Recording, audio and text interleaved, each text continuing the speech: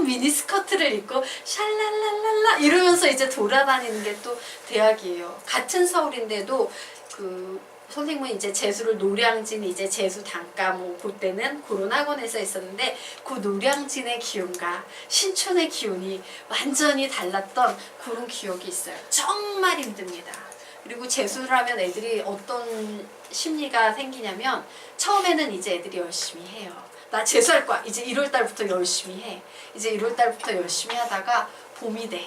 이제 4월쯤 되면은 어떤 염장 지르는 일이 생기냐면 대학교 다니는 애들 있지? 걔네들이 괜히 고생한다고 술 사준다고 재수학원 근처에 등장하기 시작해. 친구야, 내가 너랑 친했잖아. 난 대학생이 됐지만 열심히 공부하라는 의미에서 만나주지 말 것을 술은 왜 사줘가지고. 그래서 5월달에 가면은 그 노량진 곳곳에 아침에 가보면 사방팔방 피자가 이렇게 바닥에 깔려 있어요.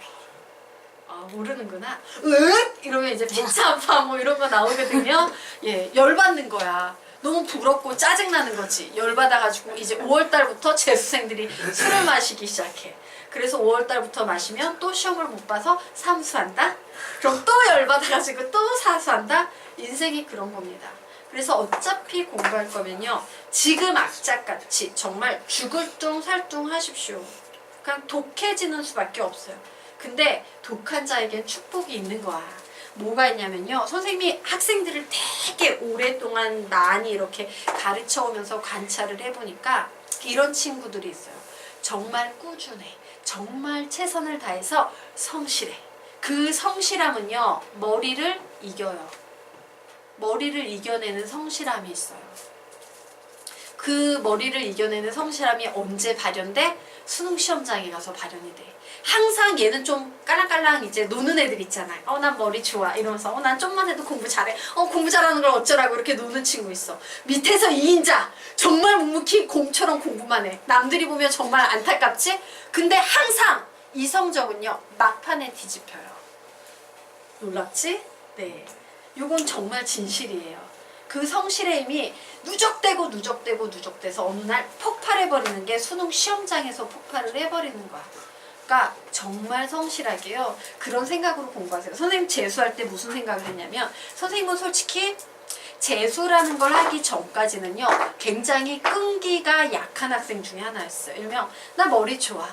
나는 하루만 공부를 해도 100점이 나오고 뭐 이런 벼락치기의 황제 뭐 이런 수준의 경제에 있었기 때문에 굉장히 좀 자만심도 있고 이랬었거든요.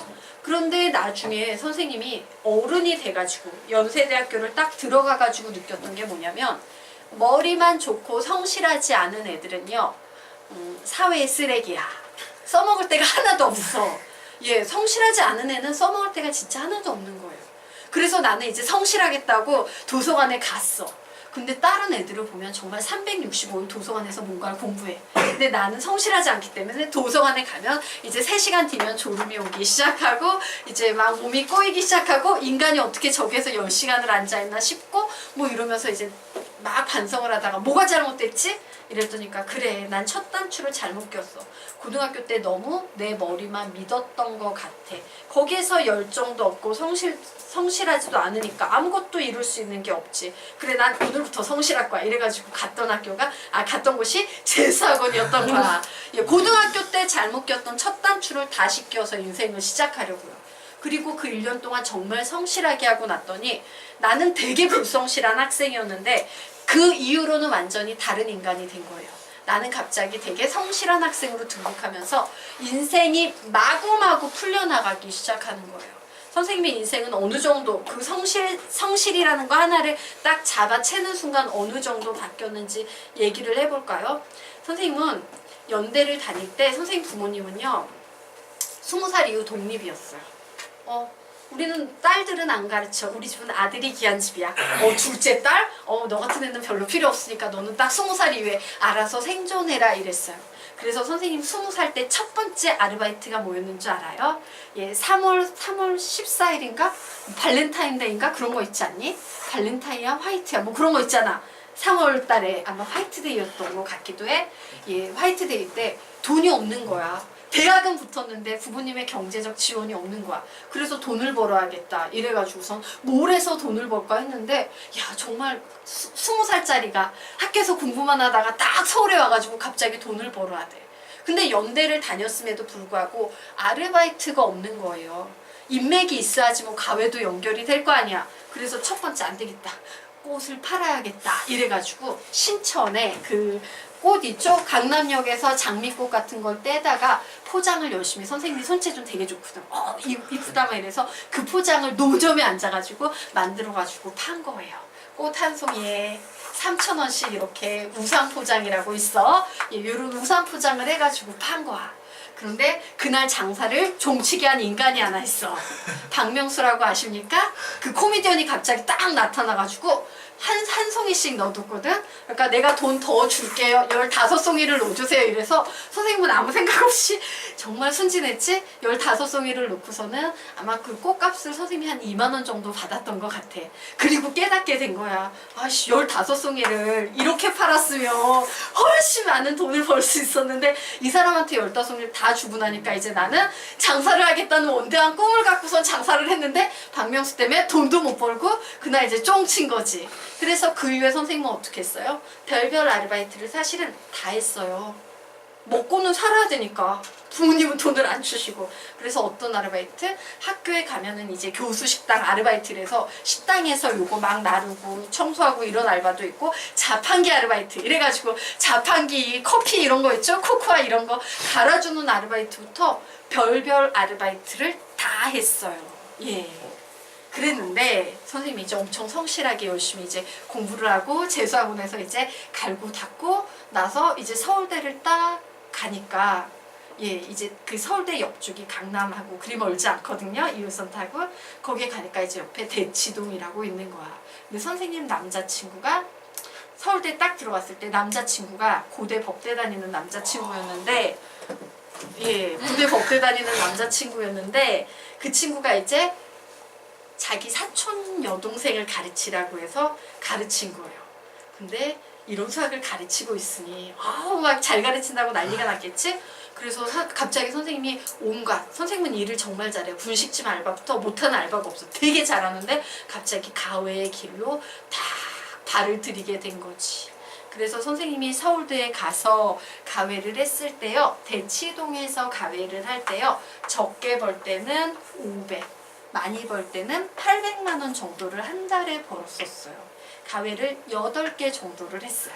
가외비가 처음에는 50만 원 정도였는데 잘 가르친다고 소문이 나면서 점점 비싼 가외만 골라받기 시작하면서 500에서 이제 800까지 됐어. 그럼에도 불구하고 가외 8개야. 더 이상 채울 수가 없어. 금토일은 가외만 해. 그런데 가외가 물밀듯이 막 들어오기 시작하는 거야. 그래서 그때 생각한 게 내 몸은 하는데 1대1 가해는 너무 힘들다. 그래, 나 그룹으로 가르쳐야겠어. 이래가지고 이제 그룹 가해가 되기 시작했어요. 그래서 선생님이 한 달에 제일 많이 벌었을 때 얼마를 벌었냐? 2,800만 원을 벌었어. 한 달에. 그래서 이게 연봉이었거든 보통. 그쵸? 연봉이죠? 그래가지고 솔직히 선생님은 온갖 별의별 꿈을 다 꾸고 있었는데 갑자기 가외 선생님이 돼버렸어, 직업이. 그래서 그 이후로 쭉 간 거예요.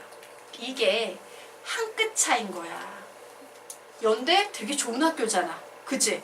근데 연대하고 서울대 그 아주 작은 차이가 어마어마한 차이인 거고요. 서울대 내에서도 아주 작은 차이, 모든 차이의 시작은, 모든 기적의 시작은요, 아주 작은 거 한 발에서 생겨나는 거야. 그래서 너희들이 나는 남보다 10분 더 공부할래 라고 생각하면 10분 더 공부하세요. 그 10분이 쌓이면 얼마나 무서운지 선생님은 알거든. 자, 어제 선생님이 어떤 학생을 상담을 했어요. 설마 이 강의를 보지 않겠지? 그 친구가 한민고 친구래요. 수학 1등급 나온대요, 내신. 그래서 꽤 공부를 열심히 하고 잘하고 꽤 많이 한 친구예요. 그래서 똑똑하구나. 이래서 수학은 어떻게 하면 잘할까요? 이래서 선생님이 원했던 대답은 개념을 잘 배우고 문제를 많이 풀면 된다, 이거였는데 그 친구는 아주 세세하게 막 얘기를 하는 거야.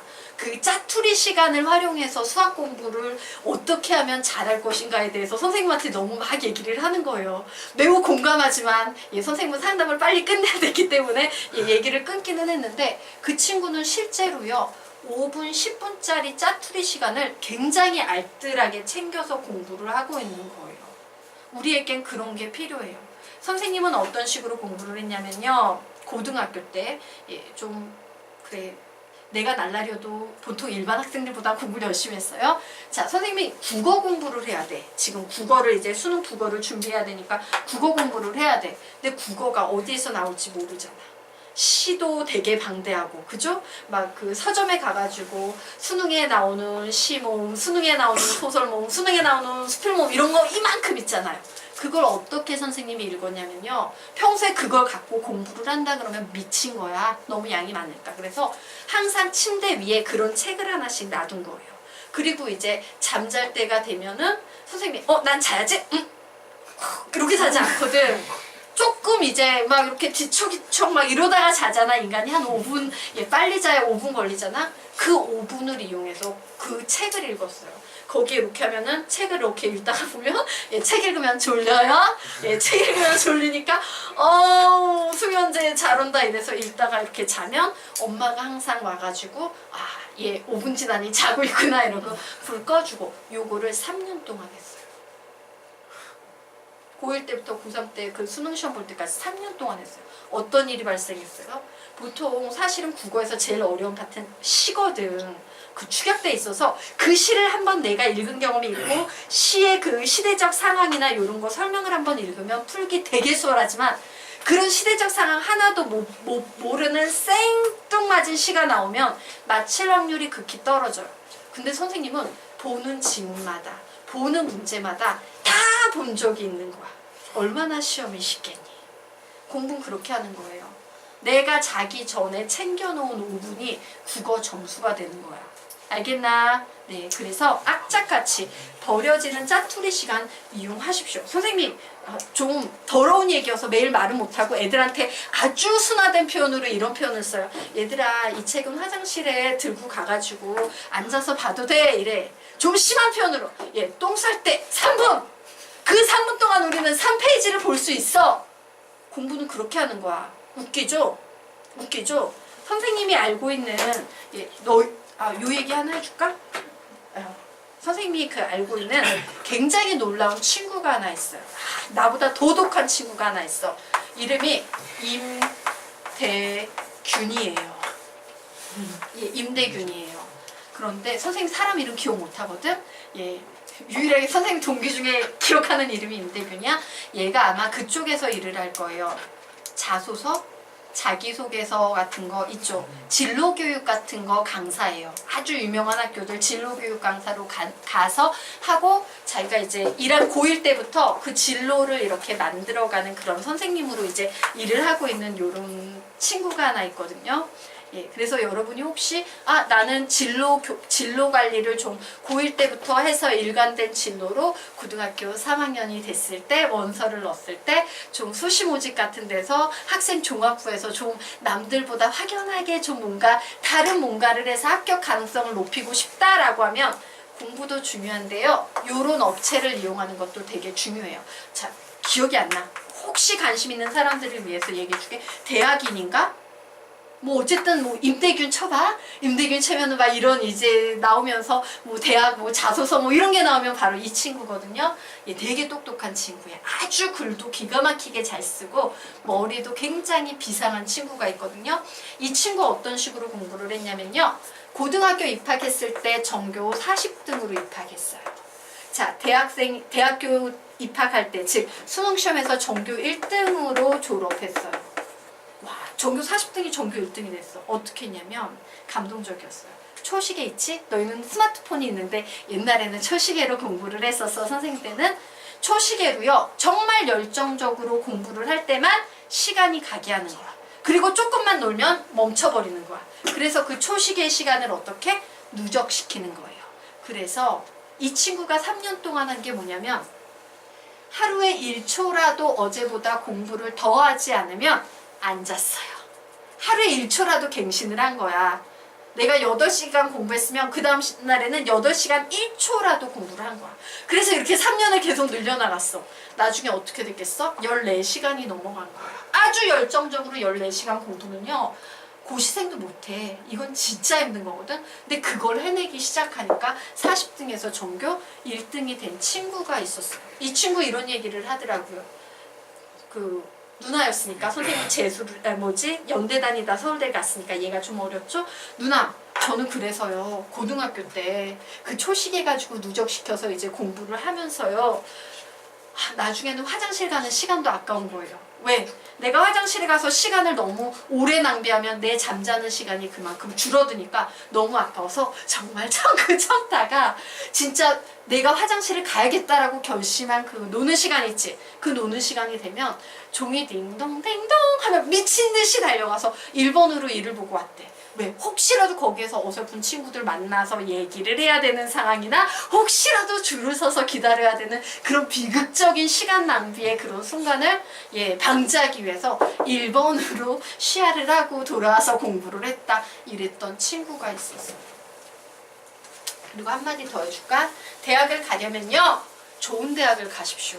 좋은 대학을 가면요. 선생님은 이 친구 되게 멋있었는데 서울대가 너무 좋았던 건 뭐냐면요. 너무 멋진 사람이 많은 거야. 너희도 알다시피 서울대를 간다는 건 어떤 거야? 전교 1등만 하다가 그 전교 1등도요. 막판에 좀 멈칫해서 망설이면 연고된 거예요. 그 전교 1등이 난 재수해도 좋아. 난 오직 서울대야. 이러고 뚝심으로 밀어붙이는 그런 강한 애들만 갈 수 있는 학교가 사실은 서울대예요. 그러다 보니까 뭐가 달라도 좀 뭐가 달라요. 이런 케이스처럼 뭔가 애들이 좀 정상은 아닌데 비정상인데 감동이 있는 비정상이야. 알겠습니까? 그래서 그런 사람을 인생에서 만난다는 건 굉장히 큰 행운이에요. 반면에 솔직히 말해볼까? 너희들이 이상한 대학교를 갔어. 요즘에 슬슬 없어지기 시작하지? 대학들. 지방에 있는 하위권 대학들 슬슬 하나씩 없어져요. 제일 슬픈 게 이런 거야. 엄마는 어느 데 나왔어? 지금은 사라지고 없는 데 나왔어. 이거 진짜 슬픈 거거든. 알겠니? 예. 그런데 밑에 있는 대학교들 지금 하나하나 문 닫고 있잖아요. 근데 그 문 닫는 대학교 선생님이 가봐서 알아요. 선생님이 예전에 고향이 속초기 때문에 속초에서 일을 했던 적이 있거든요. 자, 선생님은 대학을 되게 오래 다닌 친구라서 이제 가끔 대학의 대학의 풋풋함이 그리워질 때가 있어. 그래서 그 속초에 있는 정말 고성이라는 시골에 있는 경동대학교 이런 데가 있어가지고 거기를 갔다. 대학은 정말 아름다웠어. 그 봄날의 따뜻한 대학은 멋졌어요. 그런데 선생님이 기가 썩는 줄 알았어. 애들이 대화의 80%가 욕인 거야. 이 씹새끼야, 니 어제 뭐 했어? 이런 식으로 대화의 그 80%가 욕인 거예요. 솔직히 선생님은 서울대 다니면서 욕하는 사람 한 명도 본 적이 없거든요. 놀랍지 않니? 그게 사람의 무리가 그렇게 군이 지어지는 거예요. 그런데 너희들이 나쁜 대학을 가잖아? 그러면 우선 욕을 해. 욕을 하는 사람들의 특징이 뭔 줄 알아요? 자존감이 굉장히 낮아요. 자존감이 낮은 사람들의 특징이 뭔 줄 알아요? 남을 사정없이 깎아내려요. 그래서 계속 상처를 줘. 자기가 이기는 방법은 남을 깔아뭉개는 방법이라고 생각을 하는 거거든. 그런 속에 있으면 미쳐버려요. 자존감이 같이 낮아지면서 미쳐버리는 거야.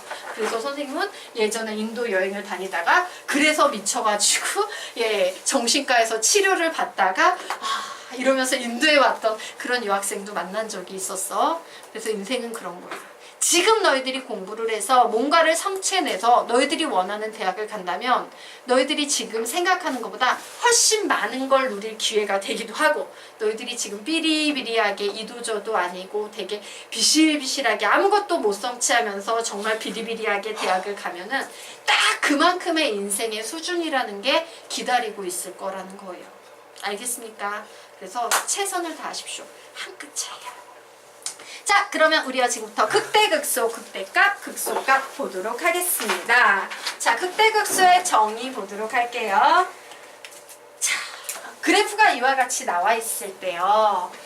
그래프가 가만히 보니까 얘는 감소하지. 근데 감소하다가 증가하네? 증가하다가 감소하네? 이렇게 감소해서 증가로 가고 증가해서 감소로 가는 요 경계가 되는 점이 있을 거 아니야. 감소하다가 기울기 0, 그 다음 기울기 증가. 요런 바로 경계가 되는 요 점을 우리는 극대극소라고 얘기합니다. 그래서 극소, 작단 얘기야, 크단 얘기야? 작단 얘기. 바로 요 점에서 극소가 발생하는 거고 요 점에서 극대가 발생하는 거예요. 그래서 적어 놓습니다. 자, x는 a에서 뭐다? 극소다. 이에요. 이때 우리는 요 a의 함수값 바로 요 녀석 있지? 요 함수값을 극소값이라고 부르게 되는 겁니다. 아우 그렇구나. fa는 뭐다? 극소값이다 라고 이렇게 정의할 수 있어요. 자, 그러면 보자. x는 어디에서? b에서 뭐가 일어납니까? 극대. f의 b는 몇이다? 극대값이다 라고 이렇게 정리하시면 되겠습니다. 자, 됐죠? 그래서 선생님이 지금부터요 극대, 극소에 대해서 조금 더 정확한 정의를 설명드리도록 하겠습니다. 자, 아래쪽에 보도록 하겠다. 자, 함수 fx가 x는 a에서 연속이고 x는 a의 좌우에서요 fx가 증가 상태에서 감소 상태로 변하면 이때 함수 fx는 x는 a에서 뭐라고 얘기해? 증가하다가 감소되고 있대. 뭐야? 극대되는 겁니다. 그리고 이때 fa는 극대값이 되는 거예요. 자, 반대로 얘가 감소 상태에서요 증가 상태로 변하면 이때 x는 a에서 뭐가 된다? 극소가 된다. 이때 fa는 뭐가 된다? 극소값이 된다요. 자, 극대값과 극소값을 통틀어서 우리는 극값이라고 부릅니다.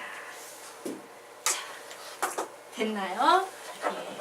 그러면 이제 중요한 얘기를 해보도록 하겠습니다. 자, 이 극대 극소에 대해서 보통 선생님들이 설명을 할 때요. 어머 여기서 극소야, 여기서 극대야. 슉슉슉. 예, 이렇게 있으면 극소, 극대, 극소, 극대, 극소 이런 식으로 설명을 하다가 보니까 학생들이 극대, 극소는 이런 부드러운 그래프에서 생겨나는 거라고 착각하는 학생들이 있습니다. 선생님이 하고 싶은 얘기는 뭐냐면 극대, 극소의 정의는 증가 상태에서 감소 상태로 변하면 감소 상태에서 증가 상태로 변하면이 극대, 극소의 정의이기 때문에 꼭 이렇게 부드러울 필요는 없다 해요. 자, 이렇게 뾰족뾰족해도 어머 감소하다가 증가하네. 요거 뭐가 되겠어? 극소. 증가하다가 감소하네. 요거 뭐가 되겠어? 극대가 될 수 있다요. 자, 그래서 여기에다가 요런 그림을 하나 그려놓으시고요. 옆에다 필기를 좀 하도록 하겠습니다. 자, 그림 그려놓고 필기합니다. 극대, 극소는 미분 가능하지 않아도 정의될 수 있다. 극대, 극소는 미분 가능하지 않아도 정의될 수 있다. 극대, 극소는 미분 가능하지 않아도 정의될 수 있다. 하지만 미분 가능한 경우에는 무조건 f-a는 0. 하지만 미분 가능한 경우에는 무조건 f-a는 0이라고 적어 놓으세요. 극대, 극소는 미분 가능하지 않아도 정의될 수 있다. 하지만 미분 가능한 경우에는 무조건 f-a는 0이다요. 자, 여기까지 되셨습니까? 자, 그러면 핵심이 뭔지 설명드리도록 하겠습니다. 자, 미분 가능한 그래프라는 것은 이런 그래프를 의미하겠죠. 그리고 우리가 대부분 접하는 대부분의 그래프는 얘야. 왜? 대부분 3차함수, 4차함수 이런 다항함수이기 때문에 이런 미분 가능한 그래프가 나와요. 자, 그럼 미분 가능한 그래프에서 극대, 극소값 구하고 싶어. 그러면 바로 요 점의 x좌표부터 구해야지 y좌표를 구해서 극소값을 구할 거 아니냐. 이때 우리는 어떻게 구할 수 있어? 와, 미분 가능할 때는 기울기가 도함수가 0이 되는 도함수를 0으로 만드는 x값이 극대 혹은 극소가 된다라고 해서요. 극대, 극소가 되는 x값을 도함수는 0이라는 개념으로 만들 수 있다라는 거예요. 그런데 사실은 이렇게 도함수 자체가 존재하지 않는 구간들도 극대, 극소는 논할 수 있다. 선생님이 하고 싶은 말은 이거야. 도함수, 극대, 극소 이런 말 나오면 얘가 제일 중요한 개념이야. 그런데 예외적으로 이렇게 미분 가능하지 않아도 극대, 극소는 논할 수 있다. 되겠습니까? 네. 네. 자, 그러면 우리요 지금부터 아래 개념 들어가도록 하겠습니다. 자, 아래요 증감표라는 녀석이 나오네요. 자, 선생님이 지금부터 증감표라는 녀석에 대해서 정리를 좀 하도록 하겠습니다. 그래서 여러분은 항상 문제 풀 때 다항함수다, 다항함수가 아니다 좀 구분하셔야 돼요. 뾰족뾰족하다, 부드럽다 구분하셔야 돼요. 자, 얘기 한번 해보자. 얘는 뾰족뾰족해, 부드러워. 부드러운 3차 함수 되겠습니다. 자, 그런데 이 3차 함수의 증감표를 이용하여 극대값과 극소값의 차를 구하여라 라고 나왔어요. 자, 여러분 과제물에 증감표 구하는 문제가 A단계에 굉장히 많이 나와 있을 거야. 예, 증감표 꼭꼭 연습하십시오. 자, 증감표. 자, 증감표에서 다루는 내용은 3개예요. X, F-X, fx 이렇게 3개의 내용을 다룹니다. 자, 그리고 이 증감표 문제에서는 저렇게 미분 가능한 함수의 경우에는 핵심은 f-x에서 모든 문제 풀이가 시작해요. f-x에서 f-x는 0에서 모든 문제 풀이가 시작된다 라고 정리해 두시면 됩니다. 자, 그래서 증감표를 쓰기 전에 우리는 이 방정식을 풀어줘야 돼. 왜? 극대극소를 찾기 위해서. 좋았어. f-x는 3x의 제곱 마이너스 12x 플러스 9. 그런데 얘가 뭐가 되는데? 0으로 만드는 x값을 찾으래요. 자, 그래서 3으로 양변을 특히요 요거 하나만 더 얘기하고 갈게요. 자, 증감표와 관련된 f-x는 0에서는요 요 3을 절대로 버리고 가지 마세요. 버리고 가지 마시고 그냥 항상 붙여서 푸는 습관을 들이시면 감사하겠습니다. 왜? 요 파트가 가끔 음수가 나오는 경우가 있어요. 음수가 나오면 이제 상황이 뒤바뀌어 버리고 얘를 생략해 버린 친구들은 오답이 나오는 경우가 있기 때문에 얘 생략하지 않습니다. 그래서 3의 x-3, x-1은 0이야 라고 나왔네요. 즉 f-x가 0이 되는 x값은 뭐하고 뭐가 나왔다? 3과 1이 나왔다예요. 자, 그러면 이제 증감표 만들어 보도록 하겠습니다. 자, 증감표는요 3줄의 표를 만드는 겁니다. 자, 그리고 첫 번째 x, f-x, fx 이렇게 쓰는 게 증감표예요. 자, 그런데 증감표의 핵심이 지금 x는 3이랑 x는 1일 때지. 그래서 우린 얘를 어떻게 표현해? 얘는 뭐 실수 정구간이고 닫힌 구간 뭐 이런 거 개념 없으니까 그냥 쭉 어디선가 가다가 1이 되는 경우 쭉 가다가 3이 되는 경우 쭉 계속 갈 거야 라고 이런 식으로 표를 만들어 줍니다. 자, 그러면 묻자. x가 1일 때 f-x 몇 나와? 0. x가 3일 때 f-x 몇 나와? 0이라고 적어줄 수 있겠죠. 자, 그리고 이 녀석은요 플러스 마이너스 0 요 3가지 표현으로 표현하게 되는 거예요. 좋았어. x가 1보다 작은 수 한번 0 넣어볼까? 그래, x 자리에 0, 0 넣어봐야지. 어머, 9 나오네. 그러므로 여기는 양수다, 음수다? 양수다. 자, 1과 3 사이에 있는 만만한 수 2 집어넣어 보도록 하겠습니다. 자, 여기에다가 2 집어넣고 여기에 2 집어넣으면 얘는 음수, 얘는 양수, 전체적으로 음수, 마이너스예요. 이것만 보는 거야. 뿔만만 확인하시면 돼요. 구체적 숫자 확인할 필요 없어요. 자, 이제 x자리에 100만 대입할 거야. 그러면 얘 양수야, 음수야? 양수. 그래서 양수구나 라고 이렇게 적어놓았어요. 자, 이제 f-x까지 끝난 겁니다. 자, 이제 뭘 해야 되냐면요 함수값 구해요.